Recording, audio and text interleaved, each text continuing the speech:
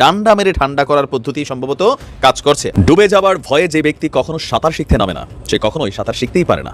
৭৫ বছরের ইতিহাসে নতুন মাত্রা যোগ হতে যাচ্ছে। ইয়েস, তিনি আমাদের প্রোটেকশন দিতে পারেন। আলহামদুলিল্লাহ 2 বছর ধরে আমরা যে প্রস্তুতি নিয়েছি সেই প্রস্তুতি এবার টের পাবে। সেনাপ্রধান ওয়াকার জানেন যে এই রাজনৈতিক ক্ষমতার পালাবদল ঘটে গেলে তার সেই সুবিধার অবসান হবে, কাজে তিনি নিজেকে কেন এমন একটা অনিরাপদ অবস্থায় ফেলবেন? বিএনপি বা মির্জা ফখরুল শত চেষ্টা করেও বিএনপির আসল রহস্য আড়াল করতে পারল না।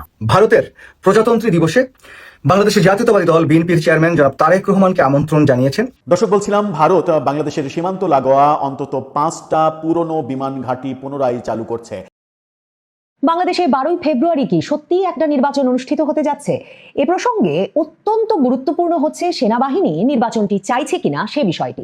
বাংলাদেশের সেনাবাহিনী মানে সেনাপ্রধান ওয়াকারুজ্জামান 2025-এ কয়েক দফায়, ফেব্রুয়ারিতে একবার, মে মাসে একবার, এমনকি নভেম্বরের দিকেও আরেকবার যে তাদের বাহিনী একরকমের মরিয়া হয়ে আছে ব্যারাকে ফিরে যাবার জন্য, সে বিষয়ে নানা সময় বক্তব্য দিলেও মনে রাখতে হবে সেনাবাহিনী, সেনাপ্রধান ওয়াকারুজ্জামান বরাবর এই সেনাবাহিনীকে ফিরিয়ে নিয়ে যেতে হবে, আপনারা আপনাদের আইন শৃঙ্খলা রক্ষা করুন, দেখুন পারুন কিনা, এ ধরনের যে একটা মানে দর কষাকষিতে যেতে চাইছিলেন, তার বিপরীতে বরাবর ছিল সেনাবাহিনীর ভেতরে বাইরে সেনা কর্মকর্তাদের বিষয়ে যে ধরনের তদন্ত, সেনাবাহিনীর একেবারে জেনারেল পর্যায় থেকে শুরু করে উচ্চপদস্থ কর্মকর্তাদের বিরুদ্ধে একের পর এক সামরিক আদালত, বেসামরিক আদালতের তদন্ত, বেসামরিক আদালতে গিয়ে শেষ পর্যন্ত হাজিরা দেওয়ার ব্যবস্থা, গ্রেফতারি পরোয়ানা হওয়া, এবং জেনারেলদের কে কে যে সীমান্ত পেরিয়ে ভারত যে উপস্থিত হতে পারবেন সপরিবারে সস্ত্রী, আর কাকে কাকে যে জেলে যেতে হবে, এসব নিয়ে জেরবার সেনাবাহিনী সত্যিকার অর্থেই এই রাজনৈতিক ক্ষমতার কেন্দ্র ছেড়ে যেতে চাইছে কিনা, কিংবা নির্বাচনের পর একটা নতুন ক্ষমতা কেন্দ্র তৈরি হলে, মানে এখন যাদের সাথে তাদের দর কষাকষি, তাদের পরিবর্তে অন্য কোনো দল ক্ষমতায় এলে যে নতুন একটা পরিস্থিতি তৈরি হবে, সেটা সেনাবাহিনী সামাল দিতে পারবে কিনা। ওয়াকারুজ্জামান থেকে শুরু করে এখন নিজেদেরকে মোটামুটি নিরাপদ রেখেছেন, নিরাপদ বলে ভাবছেন যে জেনারেলেরা, তারা আর নিরাপদ থাকবেন কিনা, এই হিসাব নিকাশগুলো সেনাবাহিনী অত্যন্ত গুরুত্বের সঙ্গে করছে। সেনাবাহিনী ভাবছে, সেনাবাহিনীর নেতৃত্ব যে গুরুত্বের সঙ্গে পাকিস্তান সেনাবাহিনীর মডেলের কথা বিবেচনা করছে, এমনকি একেবারে সর্বসাম্প্রতিক বিমান বাহিনী প্রধানের পাকিস্তান সফরে গিয়ে এই শেষ মুহূর্তে পাকিস্তান থেকে যুদ্ধ বিমান বহর কেনবার যে সিদ্ধান্ত, সেটা আবারও নির্দেশ করে সেদিকে যে বাংলাদেশ সেনাবাহিনী পাকিস্তান সেনাবাহিনীর মতো এমন একটা এস্টাবলিশমেন্ট হয়ে উঠতে চাইছে, যারাই কিনা বাংলাদেশের রাজনীতিটাকে পূর্ণাঙ্গভাবে নিয়ন্ত্রণ করবে। এবং রাজনীতিতে যত বেশি অস্থিতিশীলতা, সেনাবাহিনীর ভূমিকা তত বেশি। বাংলাদেশের ইতিহাসও বিবেচনা করে দেখুন, প্রতিবার হয় সেনাবাহিনী অস্থিতিশীলতা তৈরি করছে, না হলে সেনাবাহিনী একটা মুখ্য ভূমিকা পালন করছে একটা অস্থিতিশীল পরিস্থিতি তৈরি করতে, এবং তারপর ত্রাতার ভূমিকায় আসছে। এবং এর আগে বাংলাদেশে সেনাবাহিনী একরকমের মানে প্রকাশ্য ভূমিকা থেকে সরে গেছে বটে, কিন্তু এ দফায় সম্ভবত পাকিস্তান সেনাবাহিনীর সাথে ব্যাপক ঘনিষ্ঠতায় এই মডেলটা সেনাবাহিনীর সেনা নেতৃত্বের মধ্যে খুব কার্যকর একটা মডেল বলে বিবেচিত হচ্ছে, যে তারাই সামনে একটা দীর্ঘ সময় ধরে থাকবে কিনা, এবং তারাই বাংলাদেশের রাজনীতির মূল সিদ্ধান্ত গ্রহণকারী পক্ষ হয়ে উঠবে কিনা। দেখেন, বিএনপি যদি ক্ষমতায় আসে, এই হিসাবটা কিন্তু কোনোভাবেই যে সেনাপ্রধান ওয়াকারুজ্জামান করছিলেন না, যে তারেক রহমানের নেতৃত্বাধীন একটা মানে নতুন করে চাঙা হওয়া দল বিএনপির ক্ষমতায় আসার সম্ভাবনা যে তারা বিবেচনা করছিলেন না, তার প্রমাণ ডিসেম্বরের মাঝামাঝি পর্যন্ত কিন্তু তারেক রহমানের আসবার ব্যাপারে কোনো গ্রিন সিগন্যাল সেনাবাহিনীর পক্ষ থেকে দেওয়া হয় নাই।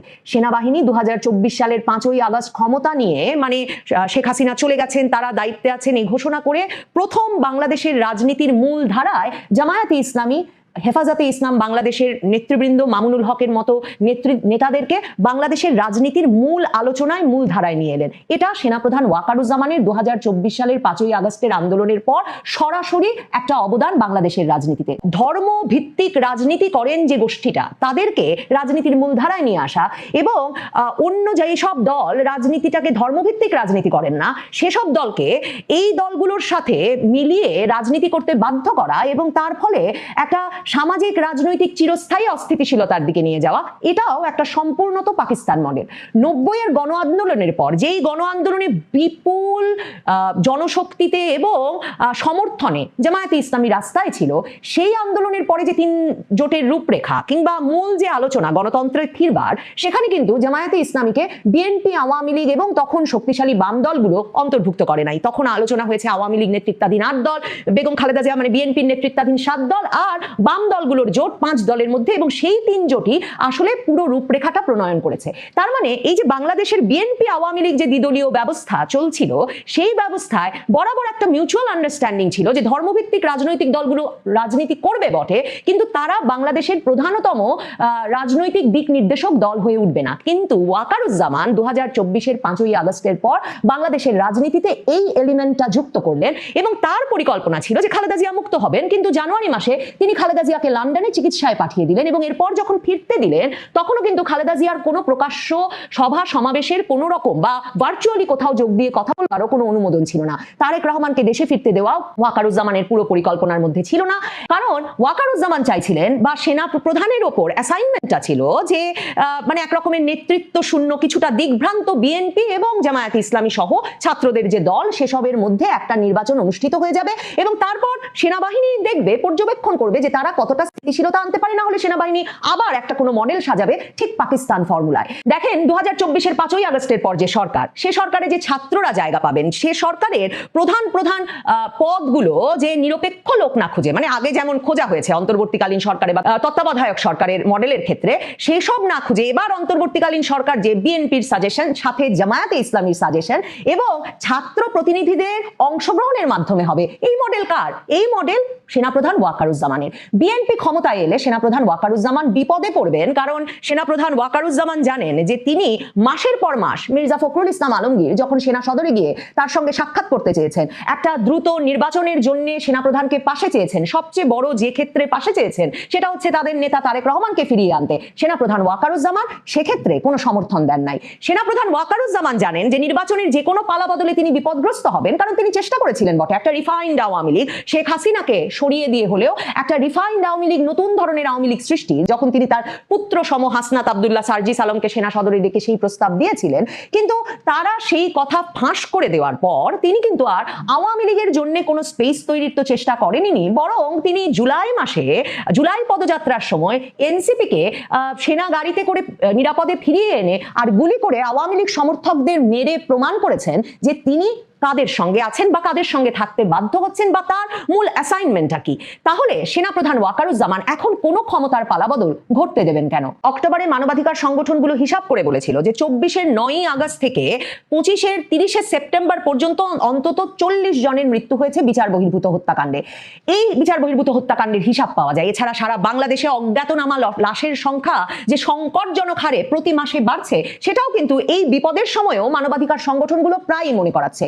কিন্তু সেই গত বছরের সেপ্টেম্বর পর্যন্ত যে 40 জন বিচার বহির্ভূত হত্যাকাণ্ডের শিকার হয়েছিলেন, এদের সিংহভাগই সেনা হেফাজতে থাকার সময় মৃত্যুবরণ করেছেন, এবং যারা মারা গেছেন তাদের বেশিরভাগই, নিহত যারা হয়েছেন তাদের বেশিরভাগই বিএনপি বা এর অঙ্গ সংগঠনের নেতাকর্মী। সেই 2025 সালের জানুয়ারি মাসে আপনাদেরকে বলেছিলাম যে যৌথ বাহিনী বিএনপির ওপরেই তাদের অভিযান চালাচ্ছে, তার প্রমাণ হিসেবে চট্টগ্রামে যুবদল নেতা তৌহিদুর রহমান, যিনি বাবার কুলখানিতে চট্টগ্রামে বাড়িতে গিয়েছিলেন, তাকে তুলে নিয়ে গিয়ে যে মৃত অবস্থায় পুলিশের হাতে তুলে দিল সেনাবাহিনী, সেই খবর প্রকাশের পর যেমন বিএনপি কোনো শক্ত অবস্থান নিয়ে সেনাবাহিনীকে সাবধান করতে পারেনি তাদের নেতাকর্মীদের উপর অত্যাচার বন্ধ করতে, এমনকি এই বছর এই যে 12ই জানুয়ারি তারিখেও চুয়াডাঙ্গায় পৌর বিএনপির, জীবননগর পৌর বিএনপির সাধারণ সম্পাদক শামসুজ্জামান ডাবলুকে ঠিক সেই একইভাবে তুলে নিয়ে গেছে সেনাবাহিনী, এবং তারপর মৃত অবস্থায় পুলিশের হাতে তুলে দিয়েছে, বা পুলিশ যখন হাসপাতালে নিয়ে গিয়েছে ততক্ষণে তাকে মৃত বলে ঘোষণা করেছে হাসপাতাল। তার মানে এই যে সেনাবাহিনী সারা বাংলাদেশে বিএনপির অঙ্গ সংগঠনের নেতাকর্মীদের ওপর গত 15-16 মাসে যে ভয়াবহ অত্যাচার চালিয়েছে, এই যে একের পর এক বিচার বহির্ভূত হত্যাকাণ্ডের ঘটনা ঘটিয়েছে, বিএনপি ক্ষমতায় এলে সেগুলোরও তো বিচারের মুখোমুখি হতে হবে সেনাপ্রধান ওয়াকারুজ্জামান সহ সেনা নেতৃত্বকে। কাজেই বিএনপি ক্ষমতায় চলে এলে সেনাপ্রধান ওয়াকারুজ্জামান নিশ্চিতভাবে বিপদে পড়বেন। বিএনপির শীর্ষ নেতৃত্ব জানেন যে তিনি এই বর্তমান নেতৃত্বকে যেমন রাজনীতিতে ফিরতে দিতে রাজি ছিলেন না, তেমনি তার পরিকল্পনা ছিল যে একরকম নিষ্ক্রিয় খালেদা জিয়ার নেতৃত্বে একটা বিএনপি জামাতের অংশগ্রহণমূলক নির্বাচন সেরে ফেলার, এমনকি তারেক রহমানকে শেষ মুহূর্ত পর্যন্ত দেশে আসতে বাধা প্রদান করতে হাদির মৃত্যুর পর যে প্রতিক্রিয়া ঘটলো, মানে ডেইলি স্টার প্রথম আলোতে ঘন্টার পর ঘন্টা ভাঙচুর, অগ্নিসংযোগ এবং তারপর সেখান থেকে ছায়ানট গিয়ে বা ধানমন্ডি 32 নম্বরে গিয়ে আবারও ভাঙচুর, অগ্নিসংযোগ, এসব ঘটনায় সেনাবাহিনী যে নিষ্ক্রিয় ভূমিকা পালন করলো তাতেও বুঝতে বাকি থাকে না সেনাবাহিনী আসলে দেশটাকে কাদের দখলে দিয়ে দিতে চাইছে।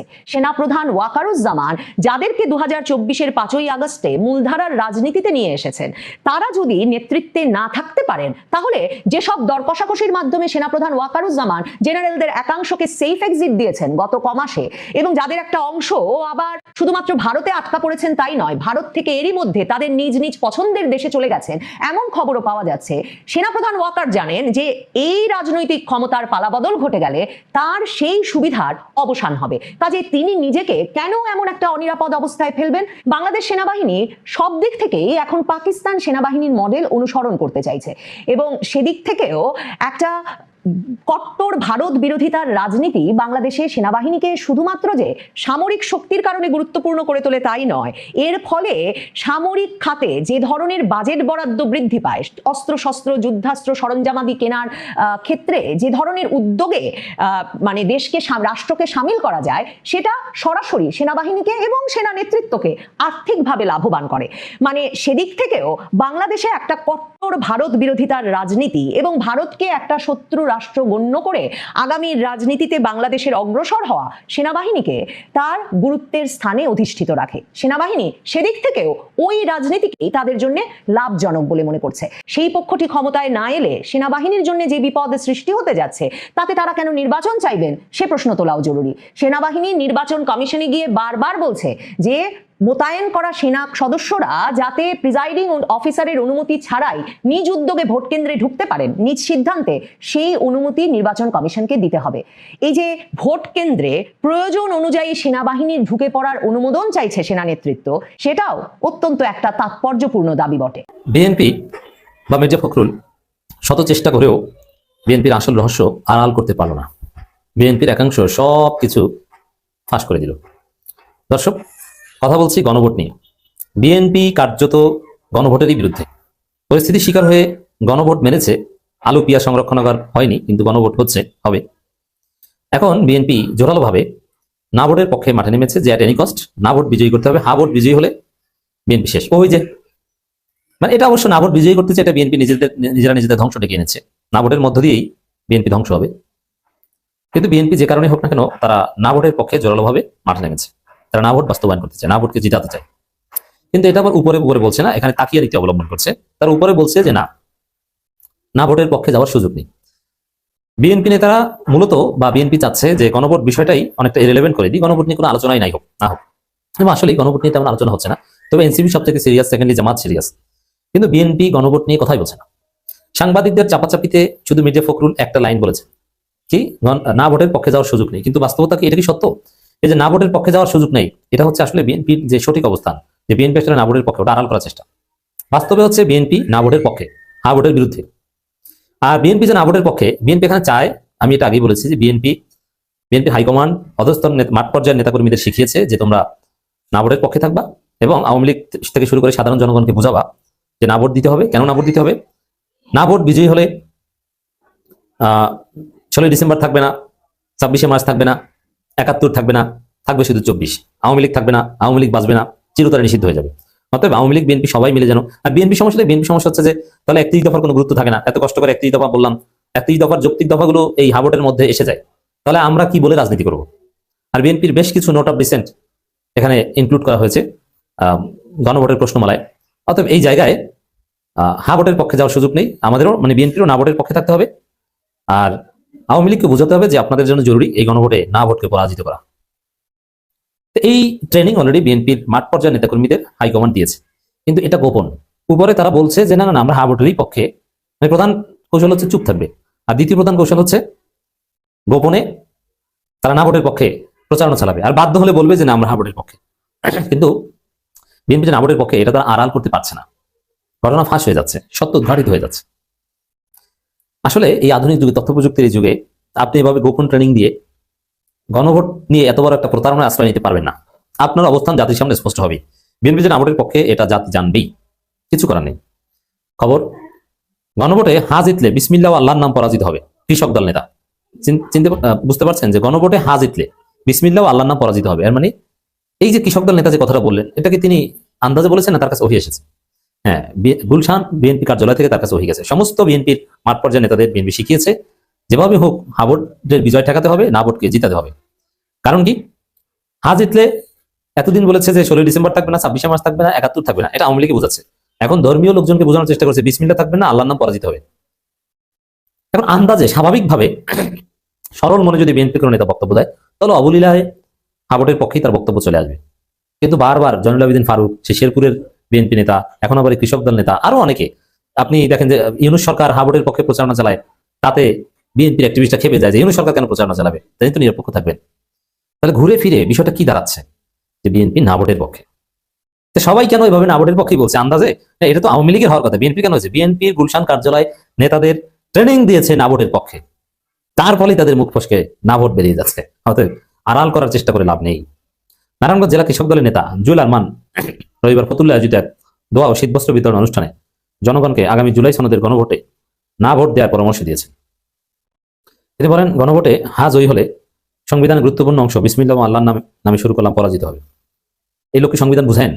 একজন জেলা পর্যায়ে কথিত কৃষক দল নেতা সংবিধানের সহ বুঝার কথা না। বিএনপির সালাউদ্দিনই ঠিক মতো বুঝেন না, বিএনপির এই বিরানি সাহেদরাই বুঝেন না। এরা বলেন যে পার্লামেন্ট সার্বভৌম।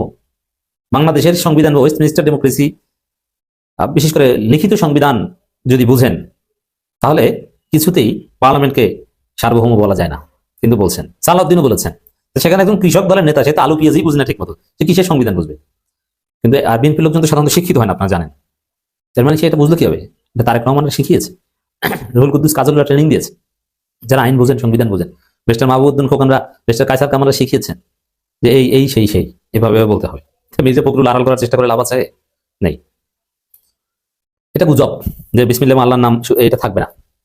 ফতুল্লাহ পশ্চিম মাসদাইর এলাকায় খালেদা জিয়ার আত্মার মাগফিরাত কামনা। দেখেন, খালেদা জিয়াকে কেন্দ্র করে প্রোগ্রামে এই ধরনের কুচ্ছা রটাইরা, এটাই হচ্ছে বিএনপি হাইকমান্ডের নির্দেশ। আসলে আমি চ্যালেঞ্জ দিয়ে বলছি, আপনি যদি বিএনপি নেতার স্ত্রী হন, ঘুমের আগে ওই সময় তো সত্য কথা বলে জিজ্ঞেস করবেন, কিরে সত্যি কথা বলো তো, আল্লাহর নামে কসম করে তুমি গণভোটে হা ভোট দিবে না ভোট দিবা? তখন আপনি বুঝবেন যে আসলে বিএনপি না ভোটের পক্ষে, বিএনপির কেউ হা ভোট দিবে না। একজন জিয়াউর রহমান খালেদা জিয়া পন্থী যদি কেউ থেকে থাকে, অবশ্যই এটা নেই, যারা জিয়াউর রহমান খালেদা জিয়া পন্থী তারা এখন জামাত, তারা হা ভোট দিতে পারে বা দুই একজন এরকম পেতে পারেন। কিন্তু যারা সক্রিয়ভাবে বুঝে শুনে বিএনপি করে, তারা সবাই না ভোট দিবে। অতএব দর্শক, আমরা বলবো যে জাতিকে জানিয়ে দিন যে বিএনপি না ভোটের পক্ষে, বিএনপি হা ভোটের পক্ষে নয়। অতএব আমাদেরকে সিদ্ধান্ত নিতে হবে যে আমরা হা ভোটের পক্ষের শক্তিকে পার্লামেন্ট নির্বাচনে ভোট দিব, না ভোটের পক্ষের শক্তিকে পার্লামেন্ট নির্বাচনে ভোট দিব। It's high time we decided. অতএব ইটস ভেরি সিগনিফিক্যান্ট যে বিএনপি দলীয়ভাবে গোপনে গোপনে সবাই না ভোটের পক্ষে।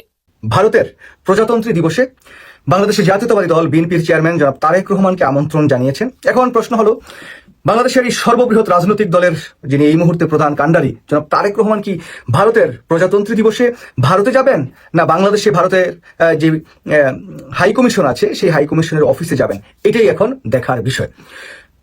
ঠিক এমন একটি সময়ে এই ভারতের প্রজাতন্ত্রী দিবস 26শে জানুয়ারি, খুব ক্রুশিয়াল একটি সময়। ফেব্রুয়ারির 12 তারিখে বাংলাদেশের নির্বাচন, যে নির্বাচনটিতে বাংলাদেশ জাতীয়তাবাদী দল বিজয়ী হয়ে আসুক, ভারতের পক্ষ থেকে এরকম একটি চাওয়া কিন্তু আছে। ভারত এখন চাচ্ছে যে বাংলাদেশ জাতীয়তাবাদী দল বিএনপির সাথে তাদের সম্পর্কটা সেই শেখ হাসিনার মতো স্বামী স্ত্রীর সম্পর্ক, রক্তের সম্পর্ক একটা করার জন্য।